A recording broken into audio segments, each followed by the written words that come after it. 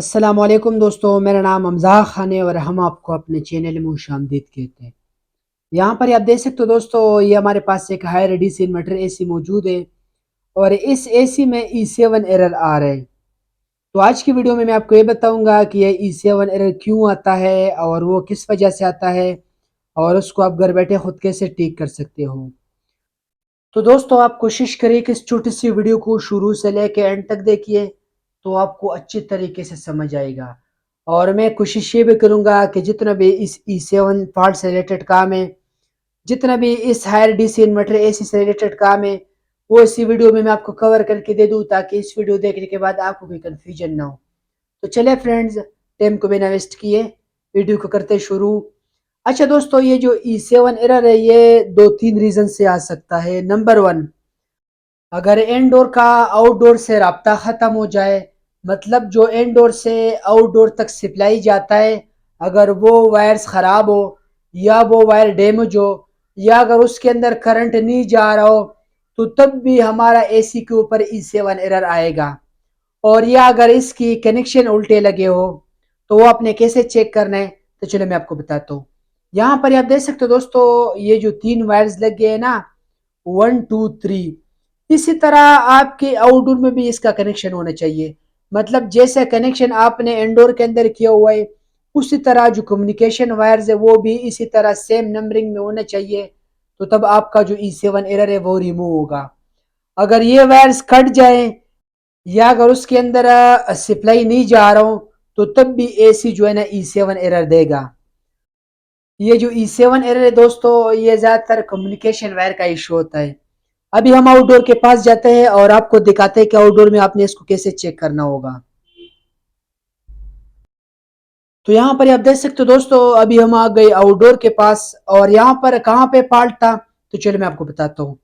یہاں پر آپ دیکھ سکتے ہو دوستو، یہاں پر یہ جو وائرز لگے ہیں نا، تین وائرز، یہاں پر غلطی تھی۔ مطلب جیسا کنیکشن انڈور میں ہوا تھا آؤٹ ڈور میں اسی طرح کا کنیکشن نہیں ہوا تھا۔ ابھی یہاں پر آپ دیکھ سکتے ہو دوستو، یہاں پر نا اس کے اندر وائر آ رہا ہے اور یہ جو کاپر پائپ کا فاصلہ یہ کافی زیادہ فاصلہ ہے۔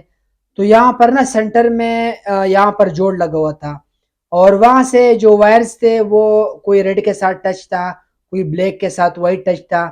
تو یہاں پر ٹیکنیشین نے تھوڑا سا غلطی کیا تھا، تو جیسے ہم نے اپنے وائرز کو سیدھے کیے تو ہمارا یہ جو E7 کا ایرر ہے وہ ریمو ہو گیا۔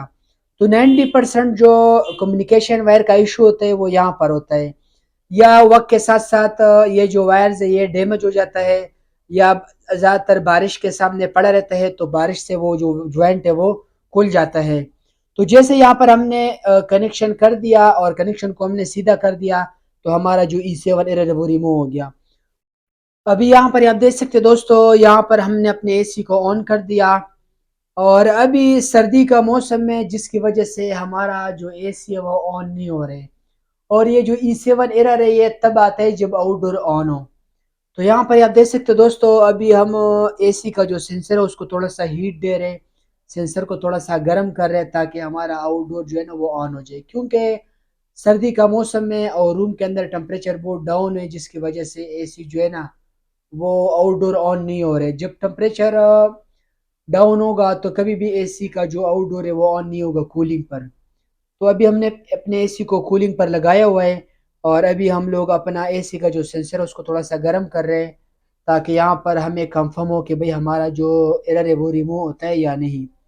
تو ابھی یہاں پر آپ دیکھ سکتے ہو دوستو، ابھی ہمارا جو اے سی ہے وہ تقریباً آن ہو گیا اور ابھی ہم تھوڑی دیر ویٹ کرتے ہیں اور آپ کو دکھاتے ہیں کہ ہمارا یہ جو E7 ایرر ہے وہ ریمو ہوتا ہے یا نہیں ہے۔ اگر اس کے باوجود بھی ہمارا E7 ایرر ختم نہیں ہو رہا ہو تو اس میں کیا کیا فالٹ آ سکتے ہیں وہ بھی میں آپ کو بتاتا ہوں۔ تو ابھی ہم تھوڑی دیر ویٹ کر لیتے ہیں تاکہ ہمیں کنفرم ہو جائے کہ بھئی ہمارا یہ جو ایرر ہے وہ ریمو ہوا یا نہیں۔ ابھی میں تھوڑا سا ویٹ کر لیتا ہوں اور آپ کو دکھاتے ہیں۔ تو ابھی یہاں پر آپ دیکھ سکتے ہو دوستو، ہمارا اے سی تقریباً چل پڑا اور ہمارا اے سی اچھی طریقے سے کولنگ کر رہے ہیں۔ تو یہاں پر ہمیں یہ کنفرم ہو گیا کہ بھئی ہمارا جو E7 ایرر ہے وہ ریمو ہو گیا، اور ہمارے جو یہ تین وائرز لگے ہوئے ہیں نا بیک سائڈ پر آؤٹ ڈور میں، اس کے اندر خرابی تھی، وہ وائر الٹے لگے تھے تو جس کی وجہ سے E7 ایرر آ رہا تھا۔ अच्छा दोस्तों, अगर आपके ये जो 3 वायर्स है ये भी सही लगे, इसके बावजूद भी अगर आपका एसी का जो E7 एरर है वो ख़त्म नहीं हो रहा हो, तो उसमें क्या-क्या फ़ॉल्ट आ सकता है? तो चलिए मैं आपको बताता हूँ। नंबर 1, जैसे मैंने आपको बता दिया कि आपने अपनी जो कम्युनिकेशन वायर है उसको अच्छी तरीके से चेक कर लेना है। जैसे इनडोर में लगे हुए हैं, इसी तरह आपके आउटडोर में भी लगे होने चाहिए। दूसरे नंबर पर आपने ये जो वायर्स हैं ना उसको चेक कर लेना है कि ये डैमेज तो नहीं है। अगर आउटडोर तक करंट नहीं जा रहा हो तब भी ये जो एसी है ना ये E7 एरर देगा।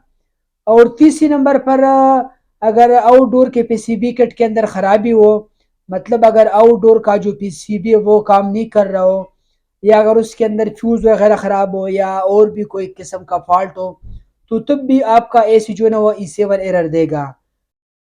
और इसके अलावा अगर इनडोर पीसीबी के अंदर खराबी हो तब भी E7 एरर देगा। लेकिन ये जो E7 एरर है दोस्तों ये ज़्यादातर कम्युनिकेशन वायर का इशू होता है, या अगर आउटडोर का पीसीबी खराब हो तब भी ये E7 एरर देता है, ठीक है ना? तो मुझे उम्मीद है दोस्तों कि यहाँ तक आप लोगों को अच्छी तरीके से समझ में आ गया होगा और मैंने आपको स्टेप बाय स्टेप समझा दिया।